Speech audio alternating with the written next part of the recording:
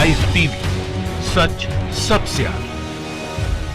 नमस्कार, the live TV देख रहे हैं आप और आपके साथ मैं हूं हर्षिता सिंह। सुप्रीम कोर्ट की तरफ से फार्म्स बिल पर अगले आदेश तक रोक लगाने का जो ये फैसला सुबह आया, उसी फैसले पर अब लगातार सवाल भी उठने लगे हैं। क्यों उठ रहे हैं सवाल, वो हम आपको बता दें कि सुप्रीम कोर्ट ने जो कमेटी बनाई है 4 सदस्यों की, जिनके समक्ष किसानों को पेश होना है और अपनी बातें रखनी है, वही इसका रिपोर्ट बनाएंगे और सुप्रीम कोर्ट को सौंपेंगे। तो उनके 4 सदस्यों के बारे में जानकर आपको काफी हैरानी होगी कि सुप्रीम कोर्ट की तरफ से गठित कमेटी के जो ये 4 सदस्य हैं, ये वही 4 लोग हैं जो केंद्र सरकार के लाए गए कृषि कानूनों का पहले से समर्थन करते आ रहे हैं। आज सुप्रीम कोर्ट के फैसले के सामने आने के बाद जब गठित कमेटी के ये 4 सदस्यों के नाम सामने आए, तब उसके बाद से ये बड़ी बात भी निकलकर सामने आई और एक एक कर आपको सबके बारे में बताएंगे। उन चारों सदस्य के बारे में बताएंगे कि किसने किस तरह से इस बिल का समर्थन किया था, सरकार के पक्ष में समर्थन दिया था और कैसे इसको फायदेमंद बताया था। लेकिन उससे पहले आपको उन 4 लोगों के नाम बता दें जो इस कमेटी का हिस्सा बनाए गए हैं इसका समाधान निकालने के लिए। 4 लोग हैं। इसके 4 सदस्यों में से एक है भूपिंदर सिंह मान, जो कि सरकार के इन कानूनों के समर्थक रहे हैं, इस कानून का समर्थन कर रहे थे। अशोक गुलाटी हैं, डॉक्टर पीके जोशी है, अनिल धनवंत है। एक एक कर इनके बारे में आप जान लीजिए। पहले हम शुरुआत करते हैं भूपिंदर सिंह मान से, जो कि बीकेयू के अध्यक्ष है और उन किसान नेताओं में से हैं जो मोदी सरकार के इन 3 कृषि कानूनों का समर्थन करते आ रहे हैं, जिनके विरोध में किसान केंद्र सरकार के खिलाफ लड़ाई के लिए तैयार हो चुके हैं। पहले भी पिछले महीने दिसंबर में, जो साल अभी बीत गया यानी कि 2020 में, उन्होंने केंद्रीय कृषि मंत्री नरेंद्र सिंह तोमर को एक खत लिखा था और खत लिखकर कुछ मांगे सामने रखी थी। वो खत देखिए, आपके स्क्रीन पर है, फुल स्क्रीन में आप इसको एक बार देखिए और पढ़िए कि इसमें क्या क्या मांगे हैं। मैं पढ़ के आपको बता देती हूँ, आप यहाँ देखिए।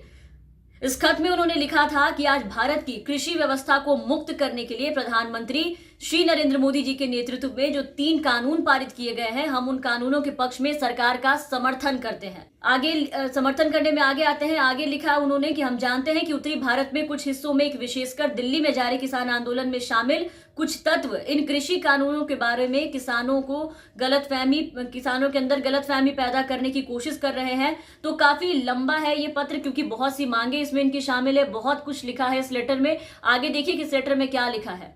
आगे इस लेटर में लिखा है कि हमारे अथक प्रयासों व लंबे संघर्षों के परिणाम स्वरूप जो आजादी की सुबह किसानों के जीवन में क्षितिज पर दिखाई दे रही है, आज उसी सुबह को फिर से अंधेरी रात में बदल देने के लिए कुछ तत्व जो है वो आगे आकर के किसानों में गलतफहमियां पैदा करने की कोशिश कर रहे हैं। हम मीडिया से मिलकर इस बात को स्पष्ट करना चाहते हैं कि देश के अलग अलग हिस्सों में किसान सरकार द्वारा पारित 3 कृषि कानूनों के पक्ष में है। तो ये भूपिंदर सिंह मान का लिखा गया पत्र है, जो उन्होंने कृषि मंत्री को लिख करके इस कानून का समर्थन किया था। और भी कई बड़े बड़े जो अखबार हैं, the Hindu, the Indian express, उन सब में ये बातें जो हैं छपी थी। तो इस तरीके से भूपिंदर सिंह मान, जो कि बीकेयू के अध्यक्ष हैं, उन्होंने इस कृषि कानून का समर्थन किया था। तो इन्हें कमेटी में शामिल किया गया है, जो समाधान के लिए कोर्ट की तरफ से 4 सदस्यीय कमेटी बनाई गई है। तो जो पहले इतने बड़े समर्थक रहे हैं इस कृषि कानून को लेकर के, वो फैसला किसके पक्ष में देंगे और कैसा समाधान निकालेंगे, इसका अंदाजा आप लगा सकते हैं कि किस तरीके की रिपोर्ट ये तैयार करेंगे, जो कि सुप्रीम कोर्ट में जानी है। कमेटी अपनी रिपोर्ट सीधे सुप्रीम कोर्ट को ही सौंपेगी। जब तक कमेटी की रिपोर्ट नहीं आती है, तब तक कृषि कानूनों के अमल पर रोक जो है सुप्रीम कोर्ट की तरफ से वो जारी रहेगी। जो सरकार के लाए इन 3 कृषि कानूनों का पहले से समर्थन कर रहे हैं, इसको वापस ना लेने की बात कर रहे हैं, उनको रिपोर्ट सौंपने की जिम्मेदारी दी गई है।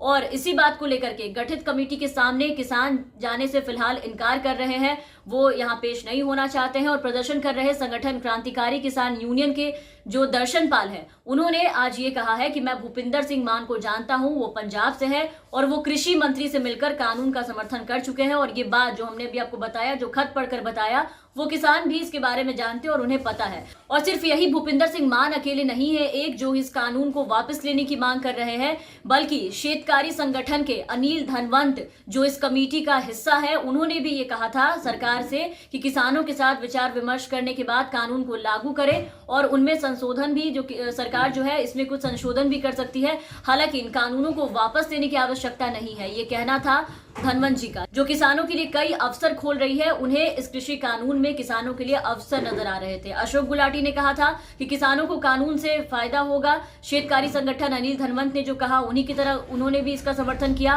कृषि अर्थशास्त्री अशोक गुलाटी भी तीनों कृषि कानूनों के पक्ष में रहे हैं। अशोक गुलाटी ने टाइम्स ऑफ इंडिया को दिए गए इंटरव्यू में ये कहा था कि इन तीनों कानून से किसानों को फायदा होगा, लेकिन सरकार ये बताने में कामयाब नहीं रही किसानों को। और ये बातें ये तब बोल रहे हैं जब सरकार ने अपनी पूरी ताकत झोंक दी। किसानों को समझाने में चौपाल लगाए गए, कितने आयोजन किए गए, कई तरह के इनके जो नेता हैं वो उनके गांव में जाकर समझाने लगे, फिर भी किसान इससे अपना डेथ वारंट बताते रहे।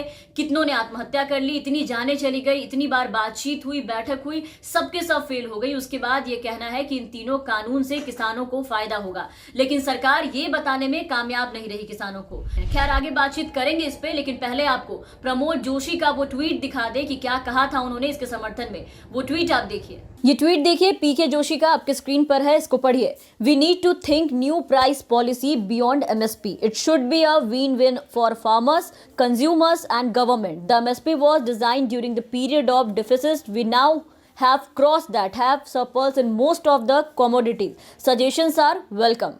तो हमें एमएसपी से परे नई मूल्य नीति पर विचार करने की आवश्यकता है। ये किसानों, उपभोक्ताओं और सरकार के लिए एक जैसा होना चाहिए। एमएसपी को घाटे को पूरा करने के लिए निर्धारित किया गया था, अब हम इसे पार कर चुके हैं और अधिकांश वस्तुओं में सरप्लस है, तो सुझावों का स्वागत है। तो ये कहना था पीके जोशी का। और इन सब के बाद आज इन्हें ही रिपोर्ट तैयार करने और समाधान निकालने की जिम्मेदारी जो है, इतनी बड़ी जिम्मेदारी जिसके लिए किसान सड़कों पर है, ये जिम्मेदारी सुप्रीम कोर्ट ने इन्हें सौंपी है। कमेटी कानून का समर्थन और विरोध कर रहे किसानों से बात करेगी, दोनों पक्ष को सुना जाएगा। सुप्रीम कोर्ट ने कहा है कि अगर किसान समस्या का हल चाहते हैं तो उन्हें किसी भी हाल में कमेटी के सामने पेश होना होगा। लेकिन जो लोग इसमें शामिल किए गए हैं, आपने सबके ट्वीट और पत्र देखे कि कैसे सबने इस कानून की जबरदस्त वकालत की है। सरकार से पत्र लिख करके कमेटी में शामिल लोग पहले से ही इन कृषि कानूनों के समर्थन में हैं, और इसी को लेकर के जो किसान नेता हैं, उन किसान नेताओं ने सुप्रीम कोर्ट के फैसले को लेकर के असंतुष्टि जाहिर की है। किसान नेताओं ने कहा है कि इस कमेटी के 3 सदस्य तो पहले कृषि कानून और खुले बाजार के पक्ष में है, जो सरकार से अपील कर चुके हैं इससे लागू करने की। ये सदस्य पहले भी कृषि कानूनों के पक्ष में बयान देते रहे हैं। तो इन सबको लेकर के देश के जो किसान हैं, जो सड़कों पर है, वो आज सुप्रीम कोर्ट के इस फैसले से काफी निराश है। तो ये बड़ा खेल है यहाँ जो सुप्रीम कोर्ट के आड़ में हो रहा है, जिस तरीके के लोग इसमें शामिल है। अब इन सबके रहते देखना यह है कि क्या रिपोर्ट सौंपी जाएगी सुप्रीम कोर्ट को, और क्या किसानों के मसले का समाधान निकलेगा इनसे, जो पहले ही इस कानून की वकालत कर चुके हैं। तो तमाम अपडेट्स और तमाम खबरों के लिए आप बने रहे हमारे साथ। अगर आपने अब तक हमारे चैनल को सब्सक्राइब नहीं किया है तो जरूर सब्सक्राइब कर दे, साथ ही बेल आइकन जरूर दबाएं ताकि हमारी हर अपडेट्स आप तक पहुंचती रहे। और अगर आप हमारे ये वीडियो हमारे फेसबुक पेज पर देख रहे हैं तो हमारे फेसबुक पेज को जरूर फॉलो कर लें। धन्यवाद। लाइव टीवी, सच सबसे आगे।